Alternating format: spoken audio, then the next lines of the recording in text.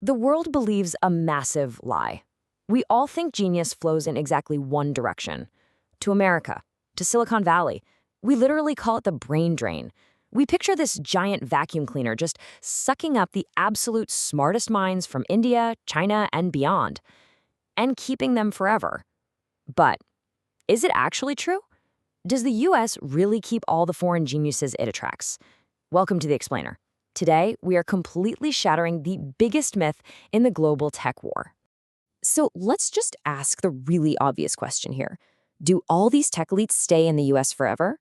Well, common sense says yes, right? We automatically assume developing nations lose their top talent permanently. Once a brilliant engineer lands at Google or MIT, boom, they're gone for good. The home country suffers, the US wins. End of story, right? Wrong. Okay, get ready for a serious face slap. The ultimate plot twist. They actually go back. Yep, a massive chunk of top-tier Indian tech inventors pack up, leave the incredibly lucrative US market, and fly home. This completely breaks the traditional narrative. It totally destroys the brain drain myth. But wait, if this is really happening, why on earth don't we know about it? Section 1. Hacking the Data Matrix. Finding the Truth.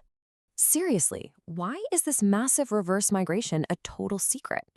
Well, because official exit tracking basically doesn't exist. Governments are completely clueless here.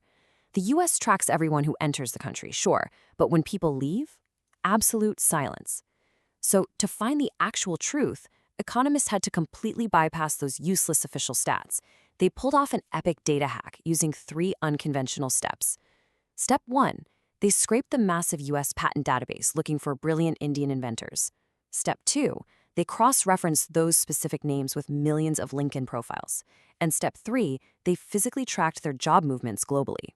It's literally using social media to map global brainpower. And the researchers were absolutely ruthless about this. Starting with nearly 9,000 tech elites, they didn't just lazily analyze everyone, they filtered out all the noise. They eliminated the fakes to find the true global migrants. And then they separated them into 2 totally distinct groups, work migrants and education migrants. This single separation, it unlocks the entire mystery.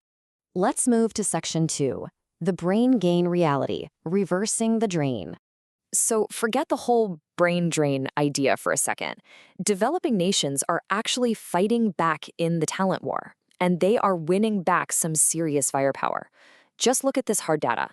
Roughly 30% of highly educated foreign scientists leave the US, and they do it within just 5 years of graduating. Let that sink in for a second. Nearly 1 in 3 top-tier minds just walks away from the American dream. That is a massive, highly skilled reverse migration. But, why do they leave? We really have to contrast those 2 distinct types of migrants we talked about earlier.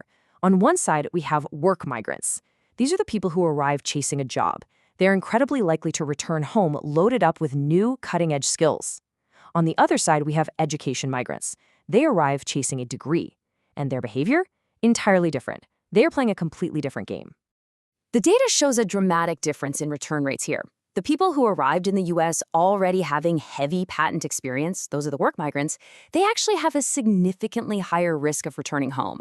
They came, they saw, they learned the deepest US tech secrets, and then they take that priceless knowledge straight back to India to deploy their new skills and literally build their own industries. Which brings us to Section 3, the education trap, a winning strategy. Now, before developing nations start popping champagne and celebrating this victory, prepare for a second massive face slap. The US is not losing. Actually, the US has a hidden, highly effective strategy to win the ultimate talent war. We call it the education trap. Let's completely discard the boring academic terms for a minute. Here is the aggressive reality. The education trap means that the higher the degree you earn in the US, the less likely you will ever escape. The university system basically acts as a ruthless, permanent filter. You can see how the return rates absolutely plummet as education levels rise. Bachelor's, master's, PhDs. Earning a master's or a PhD in the US drastically destroys the chance of that tech genius ever returning to India. The longer they stay inside the American academic machine, the tighter the handcuffs lock. They just get permanently trapped by elite labs and infinite resources. Consider this brutal reality. The US filters out and literally hoards the absolute elite. Actually, scratch that. It's not even hoarding. It's a highly targeted, systematic extraction. This isn't some passive, accidental brain drain. The US lets the experienced, mid-level workers go back home, sure, but it forcefully traps the absolute smartest academic minds on planet Earth. Section 4. Blind spots. Flaws in the data. Now, we've got to be brutally honest here and aggressively critique this very data hack, because no algorithm is flawless, not even this one. There are some fatal flaws when you rely entirely on social media data for economic truths. First up, people lie on LinkedIn. I mean, we all know it. Titles get inflated. Second, circular migration is completely ignored. What about the genius who lives in Silicon Valley but spends 6 months a year building a startup in Bangalore?